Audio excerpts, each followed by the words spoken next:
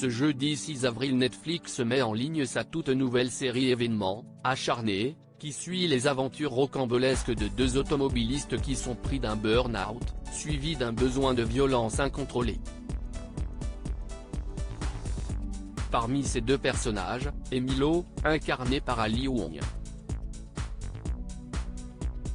Depuis de nombreuses années, Netflix offre chaque mois à ses abonnés de nombreux programmes passionnants, notamment des séries.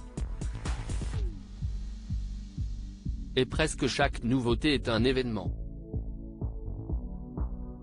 Entre le retour de You, pour sa 4e saison sous tension, la sortie du thriller hispanique La Petite Fille sous la neige, et la sortie prochaine de la série de Nawel Madani, Jusqu'ici tout va bien, on peut dire que la plateforme ON Rouge gâte ses abonnés. Ce jeudi 6 avril, Netflix a décidé de mettre en ligne l'intégralité de sa nouvelle série Acharné.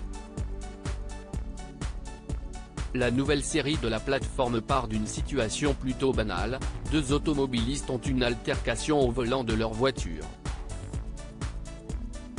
Et ce qui aurait dû être un tout bête et simple accident pouvant se régler avec un constat, se transforme en pétage de plomb, qui pousse les deux personnages principaux à s'embarquer dans une quête de violence, afin de faire ressortir toutes les frustrations de leur vie. L'occasion pour le public de redécouvrir la formidable Ali Wong.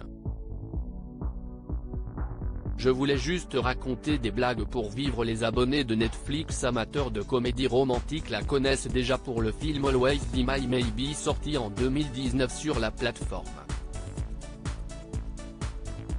Pourtant c'est en 2011 que l'actrice née le 19 avril 1982, a commencé sa carrière. Cadette d'une famille de 4 enfants, Ali Wong suit des études en art à l'Université de Californie, avant de s'essayer au stand-up à l'âge de 23 ans.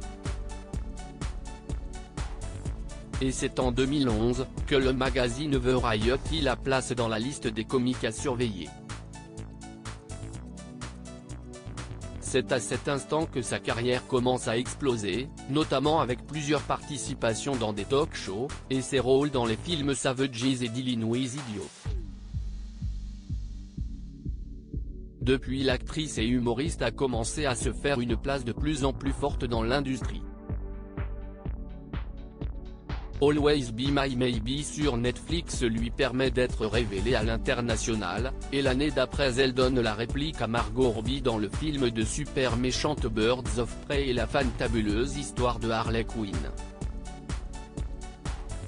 Un succès en tant qu'actrice qui la pousse sur le devant de la scène et lui permet d'accéder à la célébrité, statut qu'elle ne voulait pas atteindre à la base comme elle le raconte aux médias américains The Cut. Je n'ai jamais cherché à être célèbre, je voulais juste raconter des blagues pour vivre. J'aurais sûrement été heureuse si j'avais juste été humoriste pour toujours. Cependant, elle peut goûter aussi au plaisir d'être de nouveau sur le devant de la scène, notamment avec Acharné. Pour moi cette expérience a été comme un rêve. Point.